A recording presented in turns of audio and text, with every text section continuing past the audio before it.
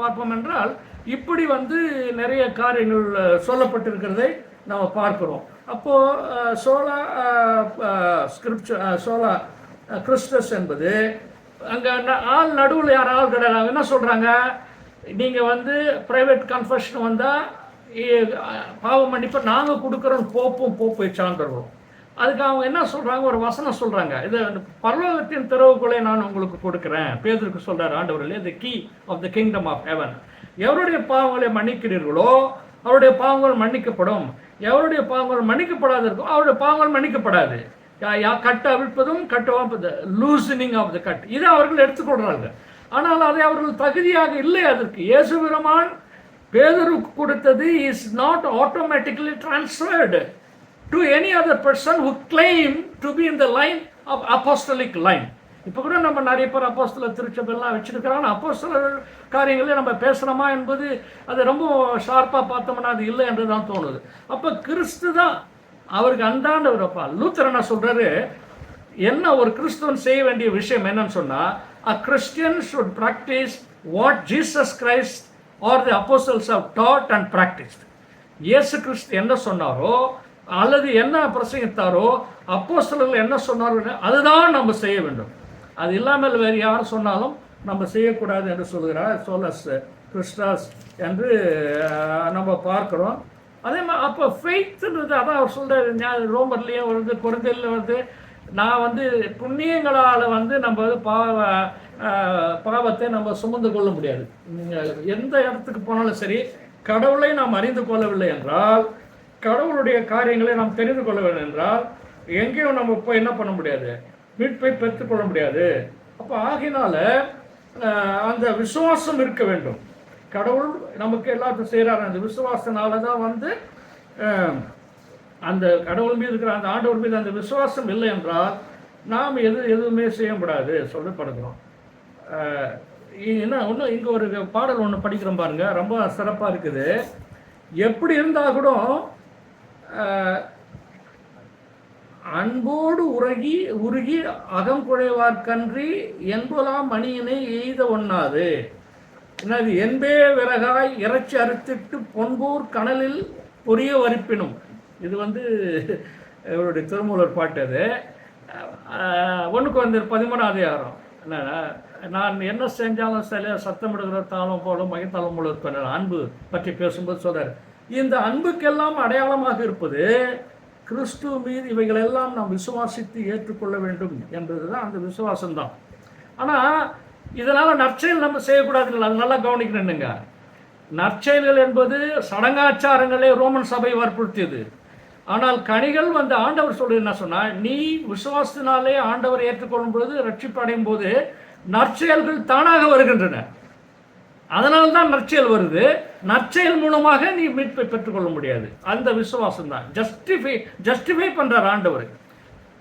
குற்றமும் குணமாக கொண்டாய், வள்ளலார் எழுதுவார், குற்றமும் குணமாக கொண்டாய், என்னுடைய குற்றம் குறைகளை நீ குணமாக கொண்டாய், அது என்னுடைய குணம் என்று கொண்டாய் என்று எழுதுவார். நம்ம நாட்டினுடைய இது ரொம்ப சிறப்பாக பேசியிருக்காங்க பாருங்க. அதுதான் கண்டது universal revelation of God. Europe எங்க இருக்குது, இவங்க எந்த காலம், இங்கே வள்ளலார் எந்த காலத்தில் இருக்கிறாரு, ஆக அது இருக்குது. அப்புறம் அதுதான் கிரேஸ். இது ரெண்டும் கடவுளுடைய கிருபை தான். அவர் பார்த்து செய்கிறார், அவ்வளோதான். அவருடைய கிருபை இல்லாமல் நாம் வி ஆர் நாட் ஜஸ்டிஃபைட் முடியுது. எதை வேணாலும் நல்லா செய்ய முடியும். அதனால நியாய தீர்ப்புகள் ஆனாலும் சரி, மற்ற எந்த காரியங்களாலும் சரி, இந்த 5 காரியங்களுக்குள்ள, இந்த 4 காரியங்களுக்குள்ளாக, இந்த 4 காரியங்கள் சாரமாக தான் பின்னால் தான் அது சொல்லப்படுது.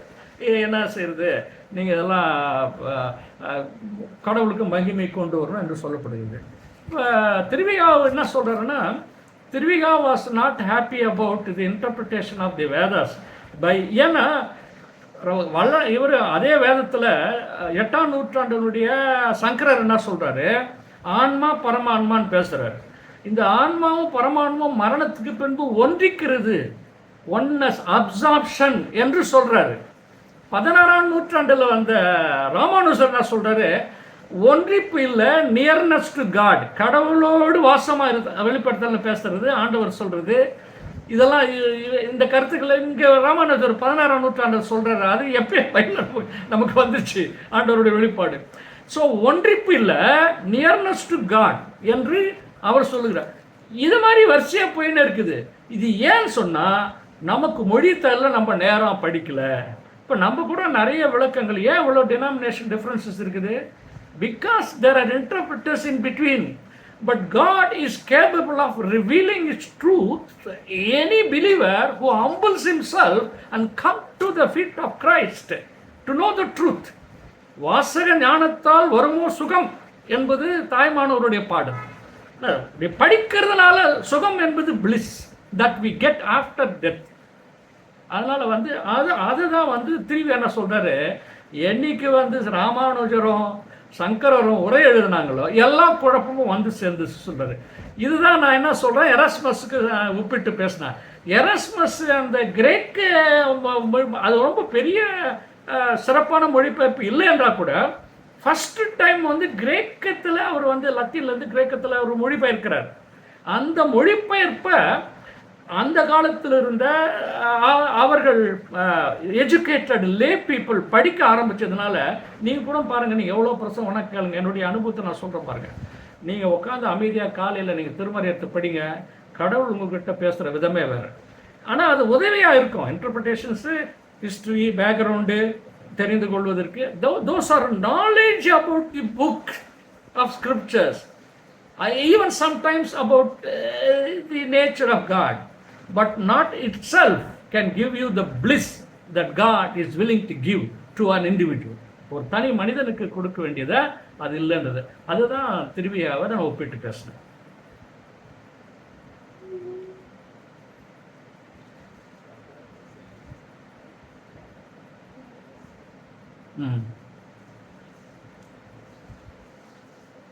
சொல்லுங்க.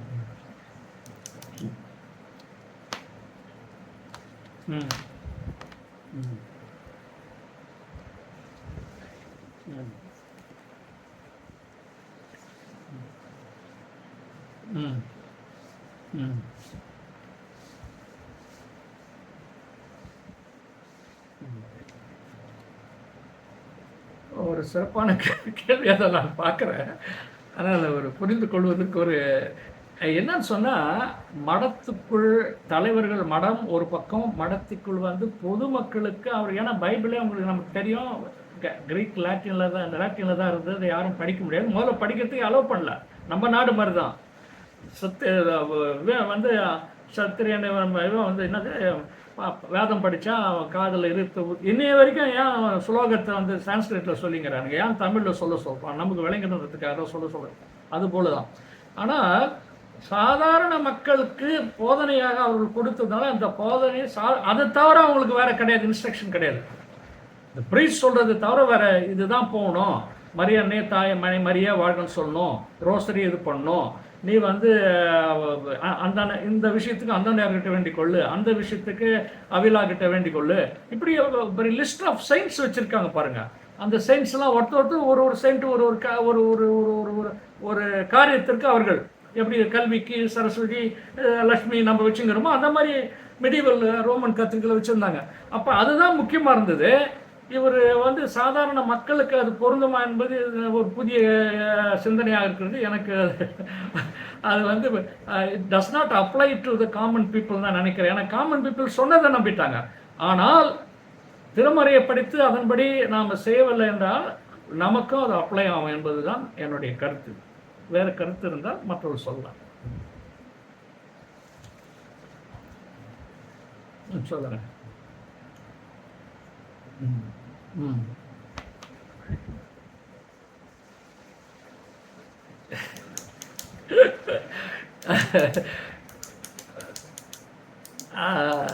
அது